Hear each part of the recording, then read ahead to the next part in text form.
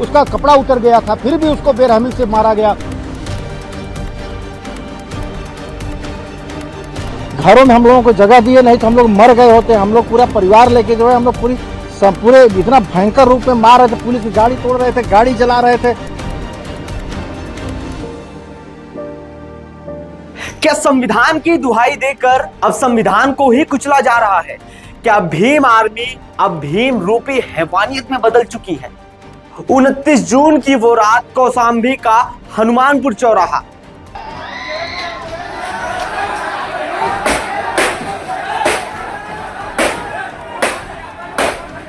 जहां भीम आर्मी की कथित गुंडागर्दी ने महिलाओं, बच्चों और पुलिस तक को भी नहीं बख्शा।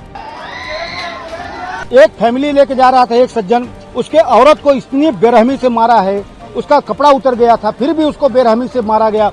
पुलिस प्रशासन को भी बहुत बेरहमी से मारा गया। यहाँ सैकड़ों गाड़ियां फूंक दी गई। हजारों की भीड़, जय जयकार के नारों की आड़ में इंसानियत को कुचल दिया गया। नेता चंद्रशेखर रावण के समर्थक, जिन्हें संविधान की रक्षा करनी थी, उन्होंने तोड़ डाले संविधान के हर उस वसूल को जो इंसाफ और मर्यादा सिखाता है। स्थानीय लोगों के घरों में घुसकर हमला किया, राहगीरों की गाड़ियों में आग के हवाले किया, और तो और औरतों के कपड़े फाड़े गए, मासूम बच्चों को पीटा गया, पुलिस पर भी हमला किया गया, उनकी गाड़ी तोड़फोड़ की गई और उन्हें आग के हवाले कर दिया गया।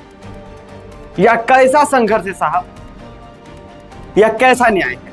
और आप खुद चंद्रशेखर रावण जो कहते हैं एक सांसद को अपनी पीड़ित बहन, अपनी पीड़िता पाल परिवार से नहीं मिलने दिया गया, उनसे मिलने के लिए रोका गया। मिलने के लिए पाल समाज के आया था, लेकिन पुलिस ने मुझे यहाँ रोक लिया और मुझसे कहा कि अभी लॉ एंड ऑर्डर की सिचुएशन अच्छी नहीं है, आप कुछ देर इंतजार कर लें, उसके बाद हम आपको जाने की इजाजत दे देंगे। मैं यहाँ इंतजार कर रहा हूँ पिछले 2.5 घंटे से, लगभग अब 2.5 घंटे होने को आए। मैं यहाँ इंतजार कर रहा हूँ कि मुझे वहां जाने की इजाजत मिले और मैं उस परिवारों की आवाज को उठा पाऊं, मैं जान पाऊं सत्य क्या है।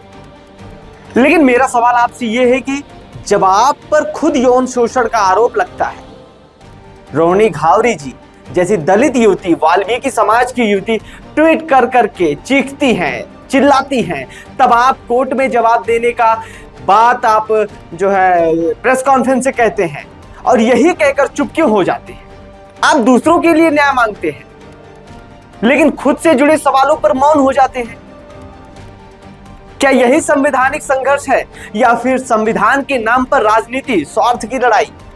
भीम आर्मी हो या कोई और, कानून से ऊपर कोई नहीं है। और अगर आप संविधान की दुहाई देकर असंवैधानिक काम करते हैं, तो आप सिर्फ रावण नहीं, लोकतंत्र के गुनहगार भी हैं। चलिए आपको दिखाते हैं ग्राउंड से एक्सक्लूसिव रिपोर्ट, वो सच जो कैमरे में कैद हुआ, वो चीखें जो आज भी हनुमानपुर की सड़कों पर वीरान पड़ी है। हनुमानपुर चौराहे पर उस वक्त अफरा तफरी मच गई जब भीम आर्मी के झंडे से लैस एक विशाल भीड़ ने हिंसा का तांडव मचाया। बताया जा रहा है कि भीड़ चंद्रशेखर रावण के नेतृत्व में यहां पहुंची थी। देखिए अरुण सिंह की आंखों देखी कहानी।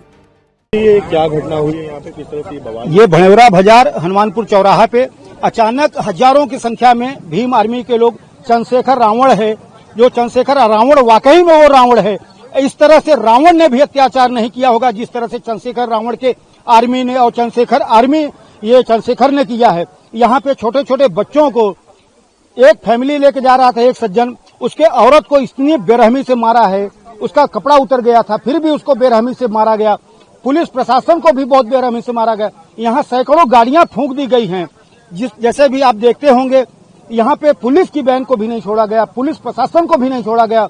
छोटे छोटे बच्चों और बीवी लेके जा रहे थे, औरत फैमिली, किसी को नहीं छोड़ा गया। जिसको भी देखा सबको मारने का काम किया है। ये चंद्रशेखर रावण वाकई में ये रावण है, इसका संहार होना चाहिए, इसका संहार होना चाहिए। वाकई में कोई अब धरती पे रह नहीं गया। जो क्यों ये घटना हुई, क्या हुआ था पूरा मामला? ये इसौटा गांव में कुछ दिनों पहले घटना हुई थी, जिसके बारे में आप लोगों को जानकारी थी। कोई एक दलित लड़का है, उसको जला के मार दिया गया कि आत्महत्या किया गया, उसके बारे में मैं नहीं जानता हूं। लेकिन उसी को देखने के लिए चंद्रशेखर रावण अपनी आर्मी को लेके आता है और यहाँ पे आकर के मतलब तांडव एकदम प्रकार से, मतलब न औरतों को न बच्चों को किसी को नहीं बख्शा। मैं मांग कर रहा हूं कि उस चंद्रशेखर रावण को कड़ी से कड़ी सजा मिले कि दोबारा इस तरह से घटना करने के लिए वो 100 बार सोचे। नाम बताइए अपना। मेरा नाम प्रमोद दुबे, करछना हनुमानपुर। रास्ते में यहाँ पे आए तो देखे तो यहाँ पे जो है कुछ पब्लिक जो है यहाँ पे चक्का जाम किए थे लोग, हाईवे पूरा जाम था। हम लोग गाड़ी लगा के गाड़ी में बैठे थे, तब तक ये भीम आर्मी का झंडा, अंबेडकर जी का जो झंडा पूरा लगा के, पूरा बैनर लगा के चंद्रशेखर रावण की जय, चंद्रशेखर रावण की जय, यही सब कर रहे थे। अचानक पब्लिक जो है उग्र हुई, वो भीड़ में जो है इतना मारे पीटे, पूरी गाड़ियां तोड़ दिए, हमारी पूरी गाड़ी तोड़ के सब क्षतिग्रस्त कर दिया। हम लोग जान बचा के जो है किसी तरह से बेचारे धन्यवाद, इस गांव के, इस क्षेत्र के लोग जो है घरों में हम लोगों को जगह दिए, नहीं तो हम लोग मर गए होते। हम लोग पूरा परिवार लेके जो है हम लोग पूरे इतना भयंकर रूप में मार रहे थे, पुलिस की गाड़ी तोड़ रहे थे, गाड़ी जला रहे थे। हम लोग भाग के अपना किसी तरह से जान, हम लोग गाड़ियों में जो सामान रखा गया था वो सब लूट ले गए, सब उठा ले गया। प्रशासन को भी हाँ, प्रशासन को, हम लोग के सामने प्रशासन को मार रहे थे यहाँ पे, क्योंकि थाने से फोर्स कम थी, 8-10 की संख्या में फोर्स इतनी बुरी तरह से मार रहे थे। सब फोर्स भी बेचारे जो है भागने का प्रयास किए, नहीं सब मर जाते यहाँ पे। बहुत भयंकर होता है। इसका पूरा आरोपी चंद्रशेखर रावण है। और ऐसे लोगों के खिलाफ, इस महाराज जी की सरकार में ऐसे घोर अपराधियों के खिलाफ जबरदस्त कार्रवाई होनी चाहिए। हाईवे को जाम करना, इस तरह से दुर्व्यवहार करना, ये तो इस सरकार में संभव नहीं था। हम लोग के सामने इतनी बड़ी घटना हुई, हम लोग ये सोचे नहीं थे कितनी बड़ी घटना हो। आपने राहगीरों की बात तो जरूर सुनी होगी, लेकिन जाते जाते ये सवाल भी सुनिए, ये किस आंदोलन की तस्वीर है? आप बताइए, ये कौन सा इंसाफ है जहां मासूम बच्चों को भी नहीं बख्शा गया? क्या संविधान की बात करने वाले अब भीड़तंत्र को बढ़ावा देंगे?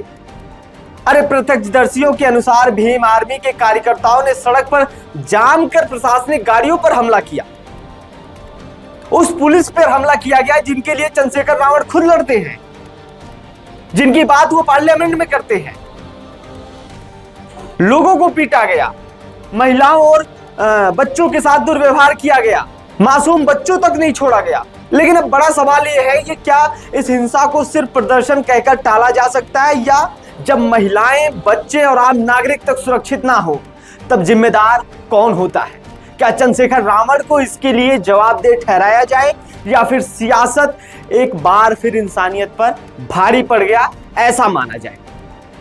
खैर, आपकी क्या राय है इस पूरे वीडियो पर? कमेंट में जरूर बताएं। अच्छी लगी वीडियो तो शेयर जरूर करें। धन्यवाद।